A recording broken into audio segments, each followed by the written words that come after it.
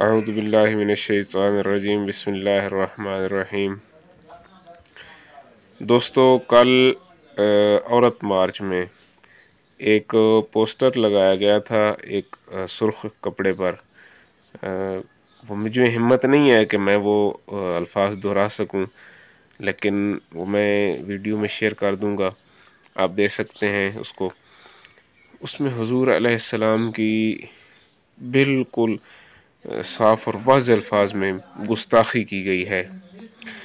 اور کیا آپ لوگ سمجھتے ہیں کہ یہ لوگ مسلمان ہیں جو یہ سارا کچھ کر رہے ہیں؟ خدا را آنکھیں کھولیں، سمجھیں یہ قادیانیوں کی بہت بڑی سازش ہے۔ میرے پیارے پیغمبر کی گستاخی قادیانی ہی کر سکتا ہے۔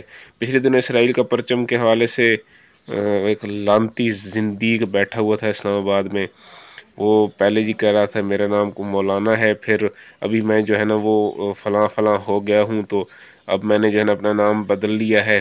وہ ذلیل انسان، وہ قادیانی تھا مردود۔ وہ یہ زندیق پوری پاکستان میں اپنی ایکٹیویٹیز کو اتنا تیز کی ہوئے ہیں جس کی انتہا کوئی نہیں ہے۔ ہمارے نوجوان ابھی تک سوئے ہوئے ہیں۔ ہماری حکومت تو ہے ہی زندیقوں کی، خبیثوں کی حکومت ہے۔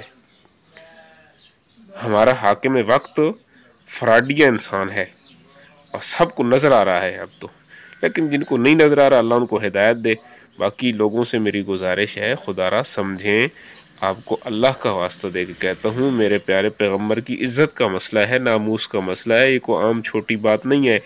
خدا کے واسطے آپ اللہ کے نبی کی عزت کا دفاع کیا کریں، ان وقتی حکمرانوں کا، وقتی لوگوں کا دفاع نہ کیا کریں۔ آپ کو نہیں سمجھ آ رہا کہ حضور علیہ السلام کی گستاخی کی جا رہی ہے بار بار؟ پچھلے دن ہمارے پاس موسیٰ خیل میں ایک لڑکے نے حضور علیہ السلام کی حدیث مبارکہ کی توہین کی، حضور کی توہین کی اور بکواس کی ہے اس پہ۔ تو اس چیز کو یقین جانیے وہ کیس اٹھا کے فیصل آباد لے گئے قادیانی، اور وہ باقاعدہ اس کو ایک قادیانی لڑکی ملنے آتی تھی، پیسے دیتی تھی، اور انہوں نے اسے استعمال کیا، اور اب اس کا کیس اٹھا کر وہ فیصل آباد لے گئے ہیں تاکہ جو مدعی ہے اس کیس کا وہ اس کیس سے ہاتھ اٹھا لے۔ تو کسی کو سمجھ نہیں آ رہی کہ یہ کیا ہو رہا ہے ہمارے ملک میں۔ حضور علیہ السلام کی گستاخیاں اس مدینہ ثانی میں، اور ریاست مدینہ کا نام لینے والے ابھی تک کوئی تو قانون ریاست مدینہ کا لے کے نہیں آئے، تو یہ کب تک جھوٹے دعوے کرتے رہیں گے، اور آپ لوگ کب تک ان کی باتوں پہ آنکھیں بند کر کے بیٹھے رہیں گے؟ تو یہ آپ لوگوں سے میری گزارش ہے، خدا را ان چیزوں کو۔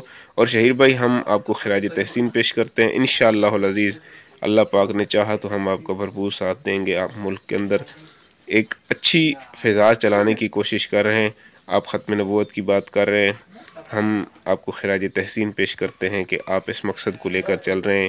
اللہ پاک آپ کو کامیابیاں عطا فرمائے، اور جو لوگ ختم نبوت کا کام کر رہے ہیں، جو لوگ عظمت صحابہ کے لیے کام کر رہے ہیں، ہماری دعائیں، ہماری ساری نیک تمنائیں ان کے ساتھ ہیں، اور انشاءاللہ ہم بذات خود ان کے ساتھ چلنے کے لیے چلیں گے انشاءاللہ۔ اللہ نے چاہا تو، اللہ نے زندگی دی ہے، حضور کے صدقے ملا ہے کلمہ، حضور کے صدقے زندگی ملی ہے، یہ وطن عزیز حضور کے صدقے ملا ہے، ختم نبوت کے صدقے ملا ہے، ہم انشاءاللہ اس کے دفاع کرتے رہیں گے۔